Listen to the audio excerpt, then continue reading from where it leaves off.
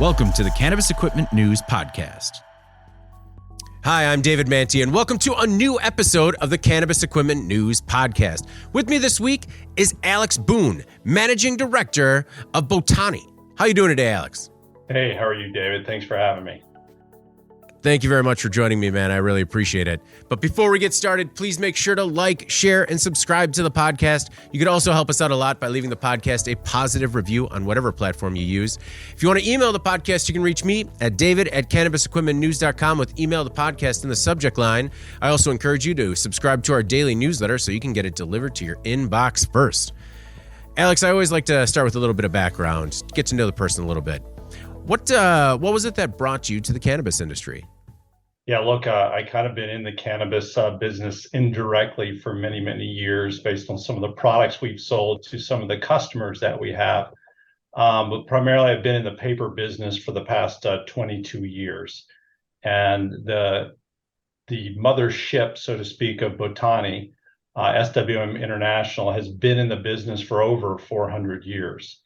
From a rolling paper perspective, in fact, last year we just celebrated 150 years of our factory in France that produces rolling papers for the industry. So we really have been around for quite some time. But if we were to kind of talk about how I got in directly to the cannabis industry, it goes back to a story, so to speak, of me sitting on the beach on the panhandle of Florida, sitting next to a family beside us, and this young college person was going to work in Colorado. Well, he was going to go work for a cannabis farm.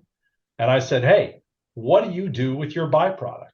He goes, "I don't know. I think we burn it." I said, "Well, I can use that to make paper."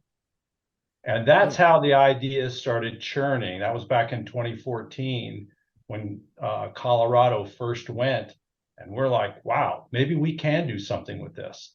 Wind the clock a little bit, because certainly we are a public corporation. We have to do things that are spot on, that are legal. Wind the clock to the Farm Bill, and there you go. Industrial hemp.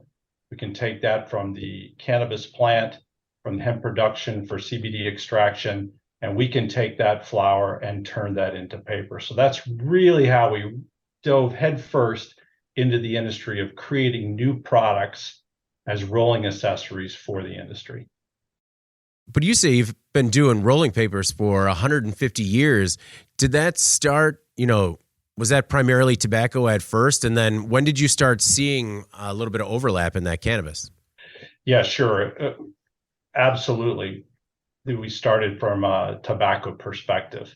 But certainly based on demand throughout the world on tobacco, as it's been declining over the years, rolling papers has not. And certainly there's been a migration from finished cigarettes into rolling your own tobacco products. But at the same time, as cannabis became more and larger, we see a larger usage of especially the ultra lightweight, transparent style papers. So you could see over the years how that increase was occurring to the lighter style papers, where less is more, so to speak.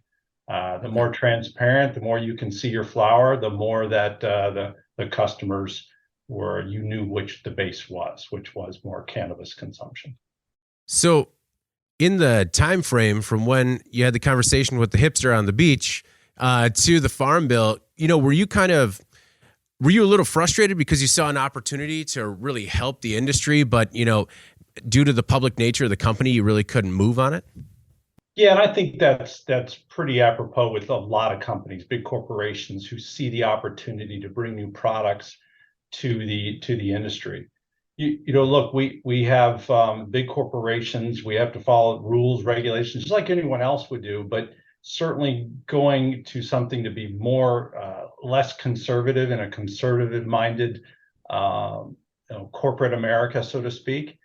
We needed to assure ourselves that we were going to go into it knowing that things were legal, I's dotted, T's crossed. So that's where the Farm Bill really helped us out, in order to have the platform that's here in the United States that can produce this paper from flower and move forward with it in a legal manner.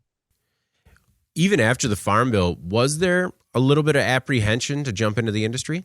Oh, there always is. But look, I mean, from a legality and from a product perspective, what we're selling here is 100% legal products. We're selling components, which is paper components, to an industry for brand owners to create products like blunt wraps, hemp wraps, cones, booklets, rolling papers for booklets, all those things. So we're not actually selling to the end consumer. We're selling components to someone who ultimately would.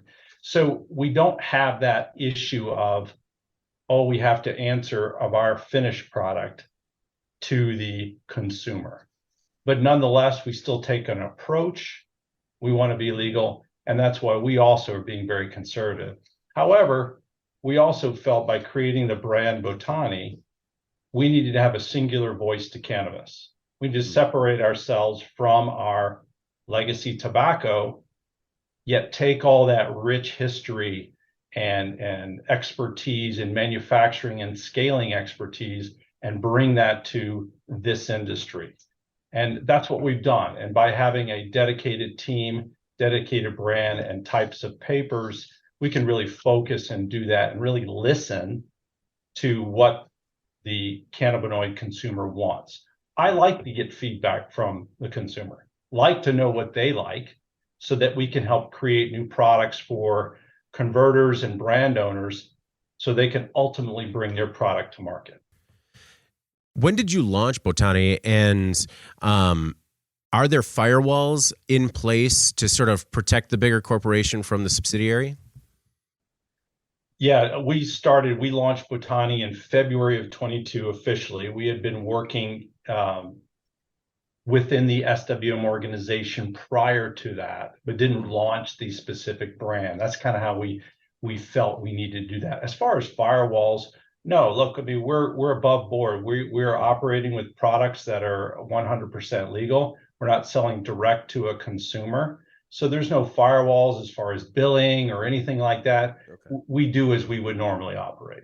Okay. I mean, and that makes sense. It's just, I understand sometimes, in a bigger corporation, people at the top, like a little more insulation.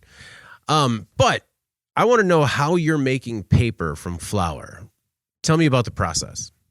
Well, we invented a process back in the 50s that enabled us to take tobacco scraps and trimmings and things like that and turn them back into a homogeneous sheet that the brand owner and blenders could use to blend products from one crop year to the next.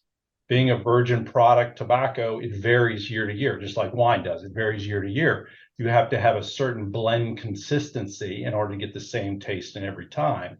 So what turned into first was something to recycling, then became, hey, this is a must-have to make sure there's consistency from one year to the next.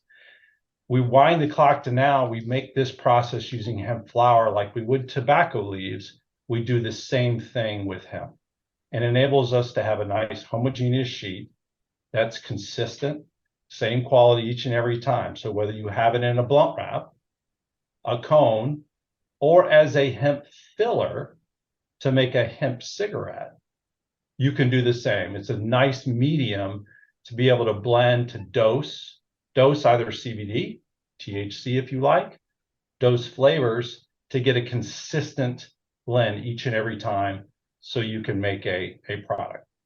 Okay. And that's where our process comes into place. Did your process have to be re-engineered to work with cannabis flower compared to working with tobacco? There's a few things that we had to do to keep them separate.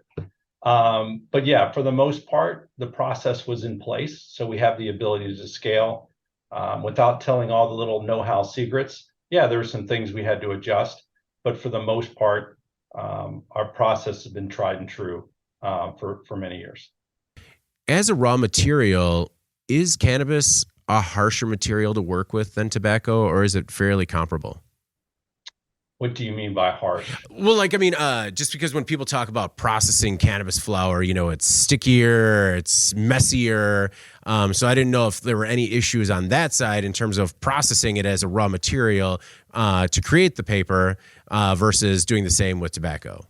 Well, I wouldn't say so much for creation that goes into some of the secret sauce that we have in order that we handle this with. But for an end consumer, as an example, let's take our hemp filler. The guy wants to make a hemp stick. Flower can be very sticky.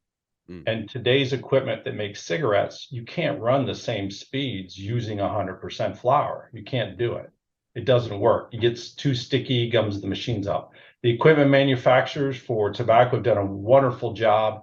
There's many good equipment companies out there that have made equipment that's modified to handle cannabis, whether it be hemp and or THC-based cannabis, that can do that. However, we have this medium, the hemp filler, that used in 100% format, you can run at speed, at higher speeds, without the worry. The stickiness isn't there, but the flavor, the taste, the dosability is all there. And you can use that to either as 100%, or you can use it to blend into a specific one, like I said before, for tobacco. You decide you want to put a certain percentage in to help blend and create some consistency. It's a great way to do it. The company Botani recently launched smooth blunt wraps that are hemp based. What was the sort of process from napkin sketch through the end of development to bring this product to market? Yeah, so when we originally launched, we launched our hemp wraps, and those were predominantly for cigarillo style. You want to run a stick on a machine. I can show you an example. As an example, a stick like this, like a cigarette, looks like a cigarette, but this is our wrap. That was how it was originally designed.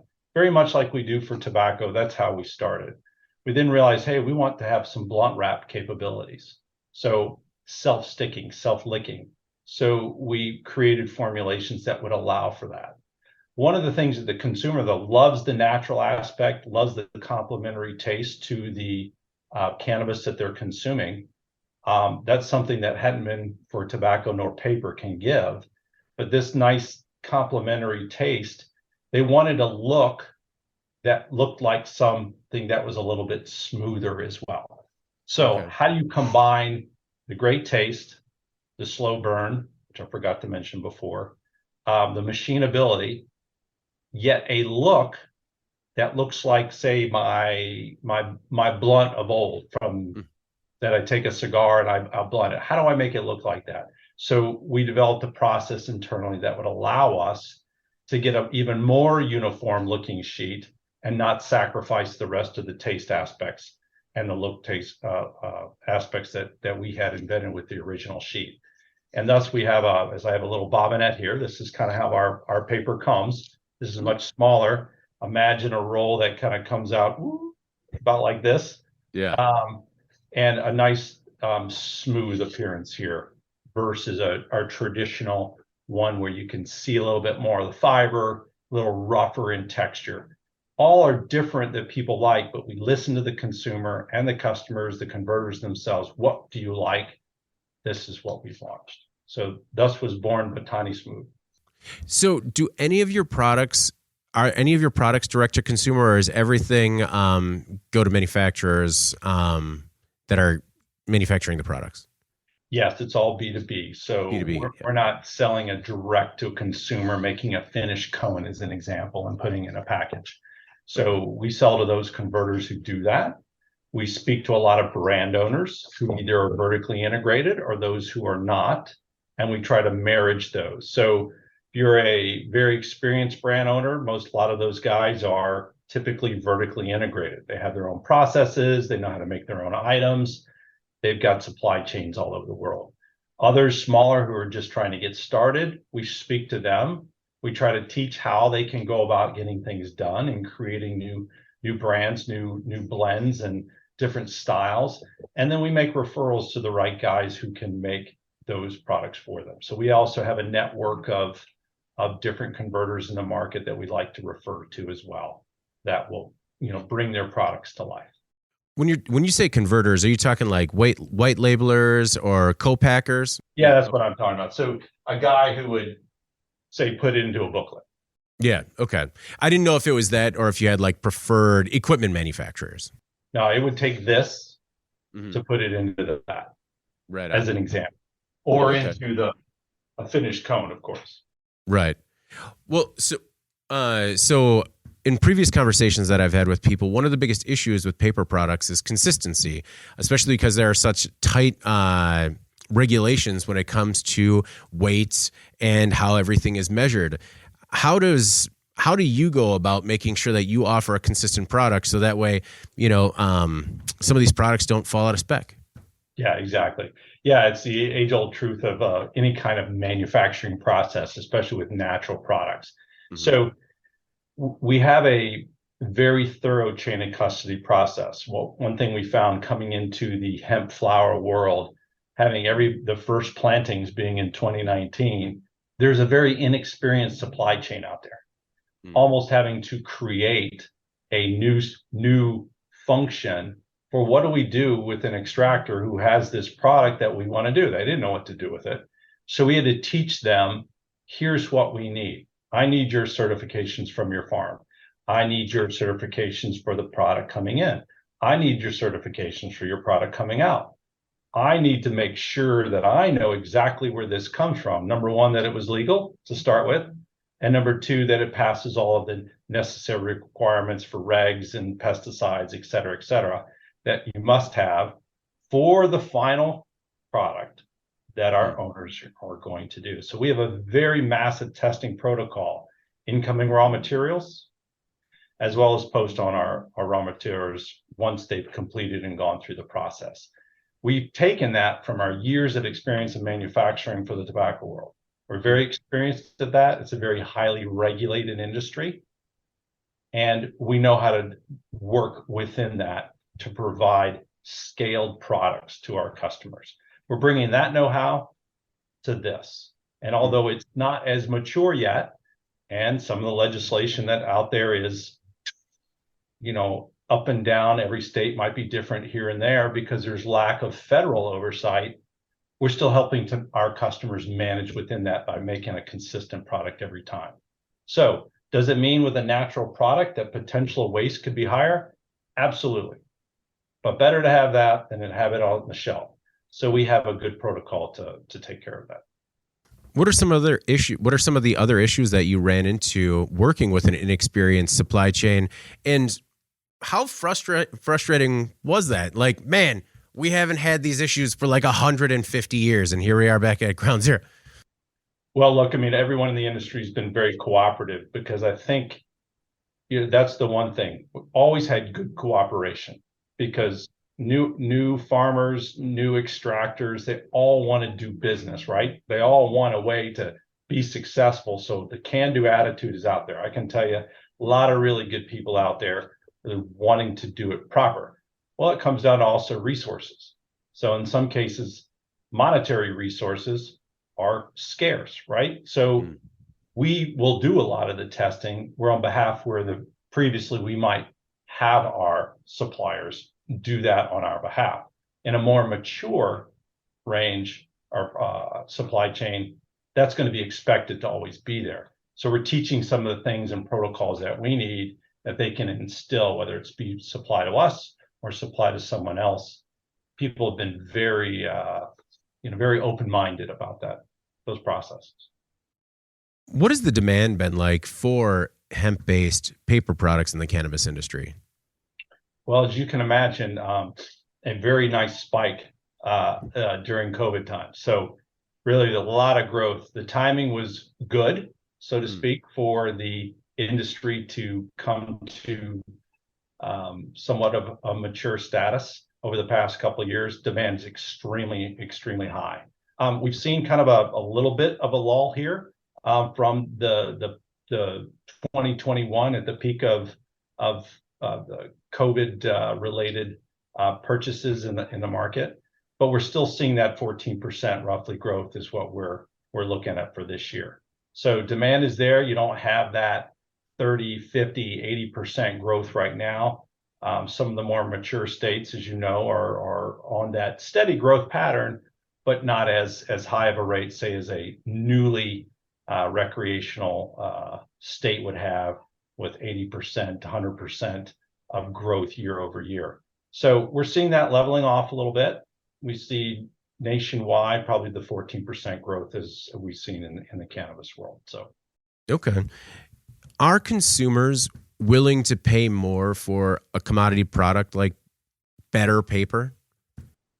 yeah, I wouldn't call Botani commodity, and that's one of the things that why we believe that Botani deserved its name and not under the SWM umbrella. Not only because we need to separate ourselves and be cannabis focused, but we truly believe we had a product that was different than what we offered day in and day out.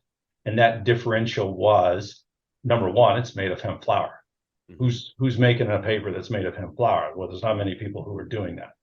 Number two, the taste was so over the top complimentary than what we ever expected, that those that use it will appreciate their flower that they're buying even more.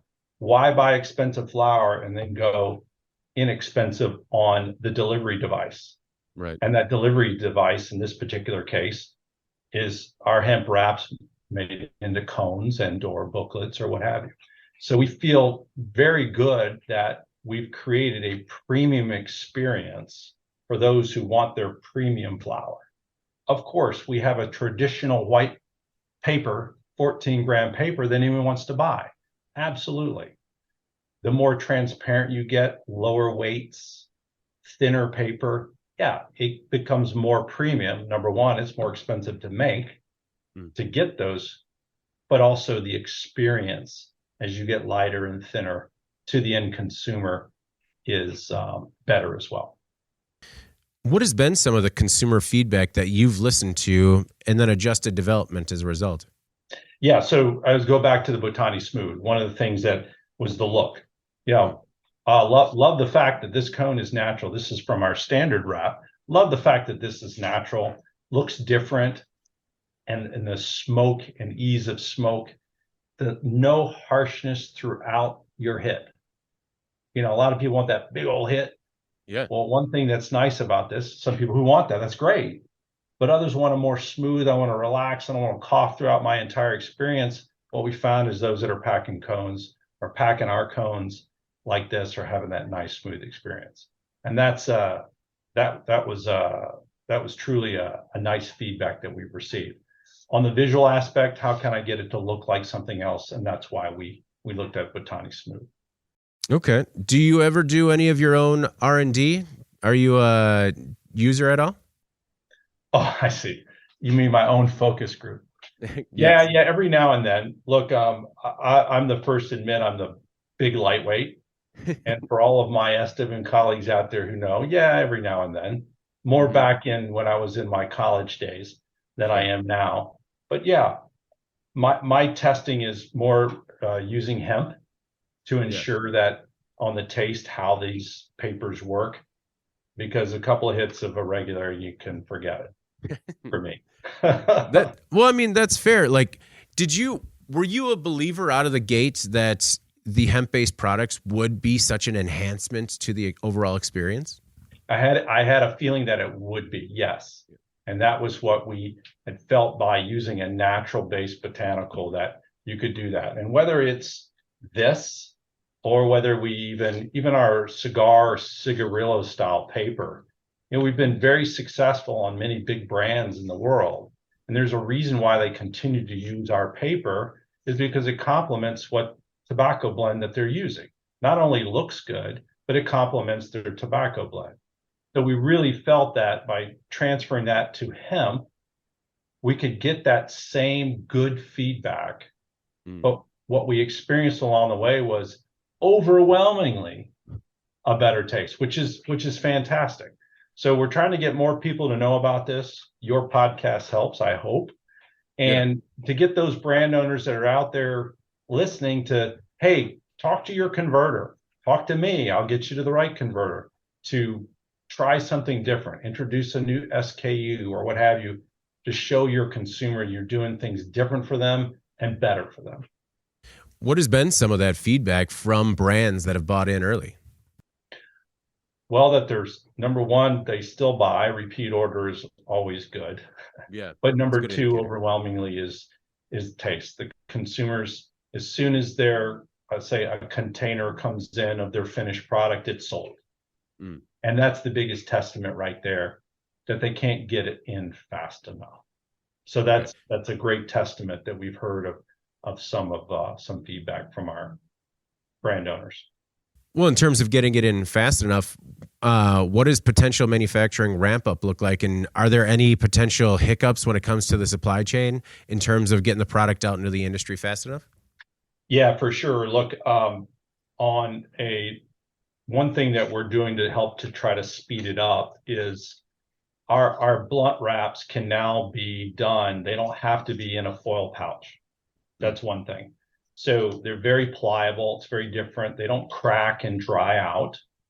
And so we have the ability to now put a blunt wrap with a gum line into a regular booklet, like your traditional lightweight rolling paper, but blunt style. That's one way to get it out faster, because you have a network in Europe and some in the United States that already make booklets. You can just put it on that machine and make the booklets themselves. So we're helping to alleviate that by creating products that will allow them to use current equipment. Same thing goes with cones. Now, cones is a little bit different, and I know you've had some guests on that have talked about cones. And cones is truly one of the last handmade type items in the world, other than traditional cigarettes in Indonesia, out in Southeast Asia, where a lot of stuff is made by hand still. But these are all made by hand. And so cone equipment automation is still a need in the market to help alleviate supply chain issues.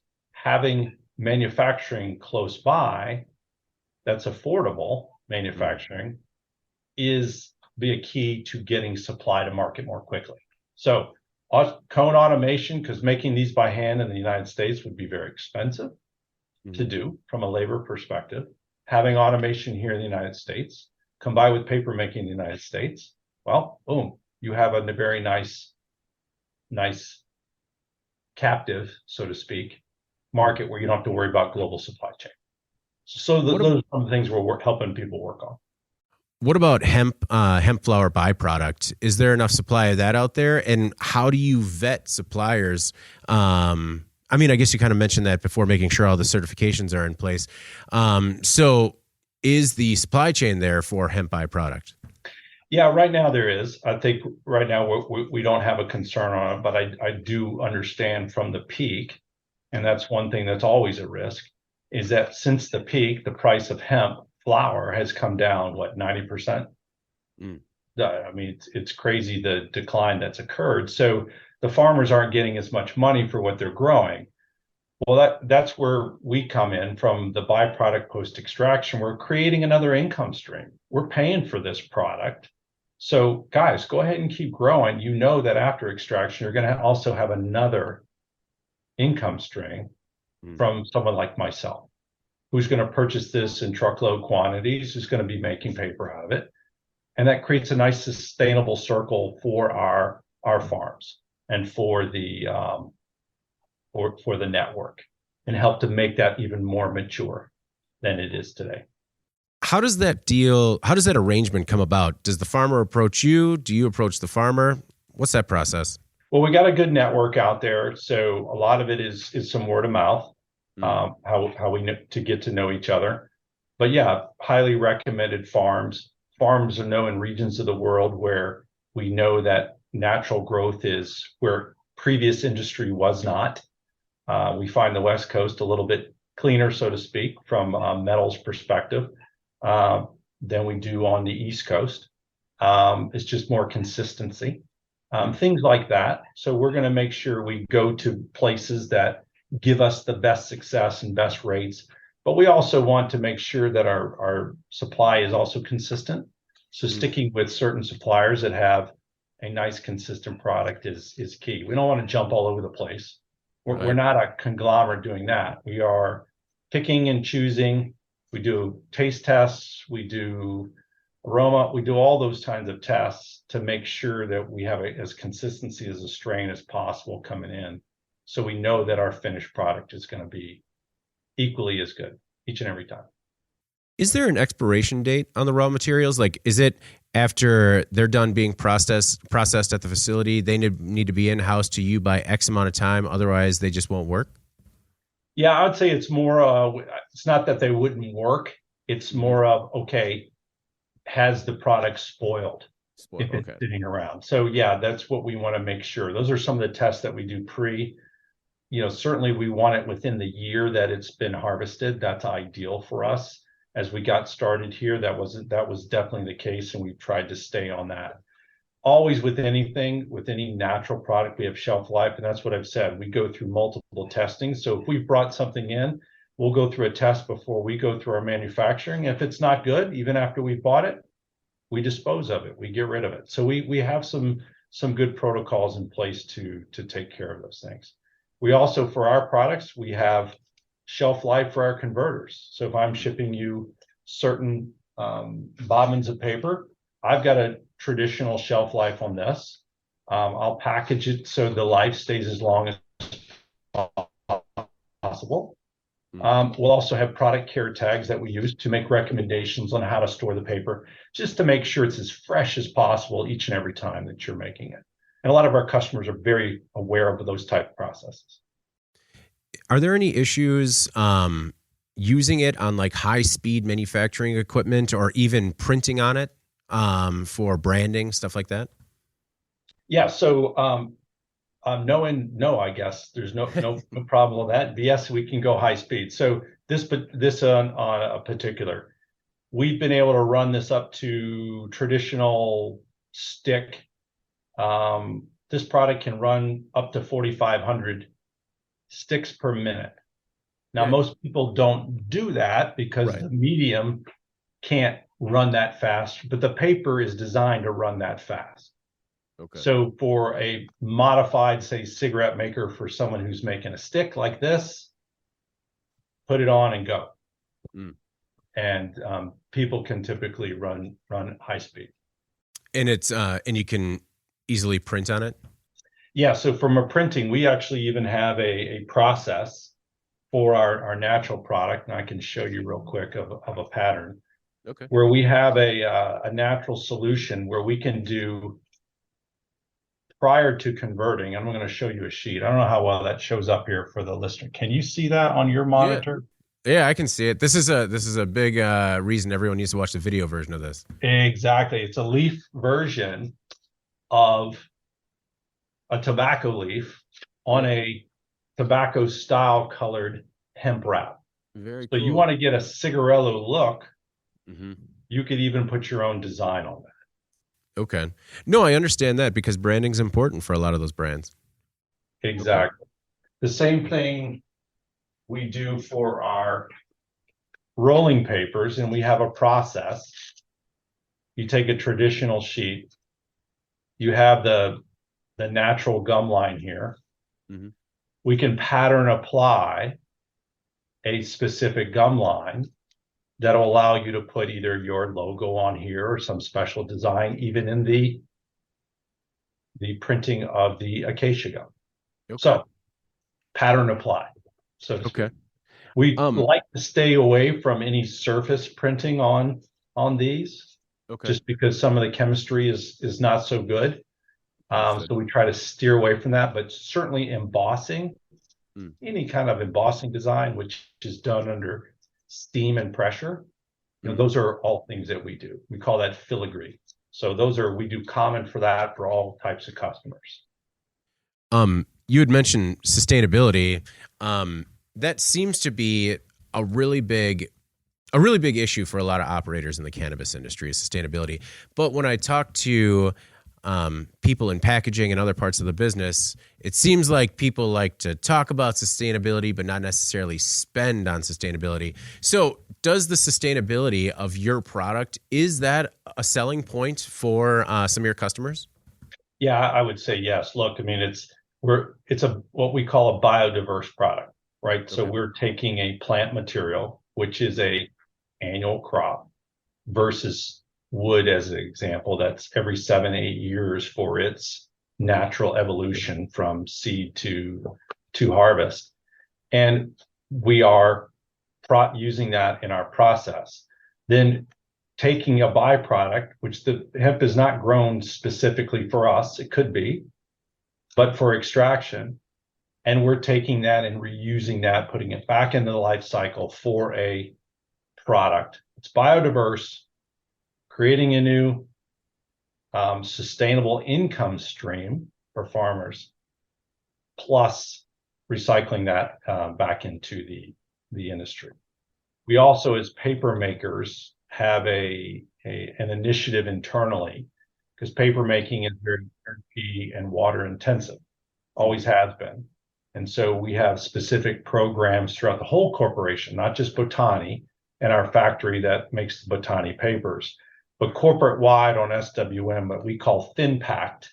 It's our pact internally to use less natural resources, water, energy, what have you, in order to make the same products. So we have great initiatives internally to do that. We report on it quarterly. And so it's part of our DNA, so to speak. You had mentioned how you work with both, you work for both craft manufacturers and larger scale MSOs. Is there a difference as to how you work with each, like, or how the value proposition changes for a craft manufacturer or a craft operator versus a larger MSO? I don't think it does, other than scale. Everybody wants something that's good, that's different, visual differentiation. How can my product stand out in the market?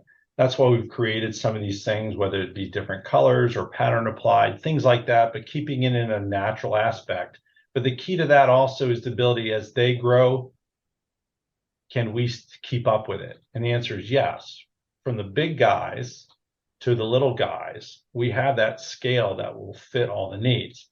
I think probably what's more difficult, if someone just wants one of these instead of a truckload of those. So we do it in all kinds of sizes.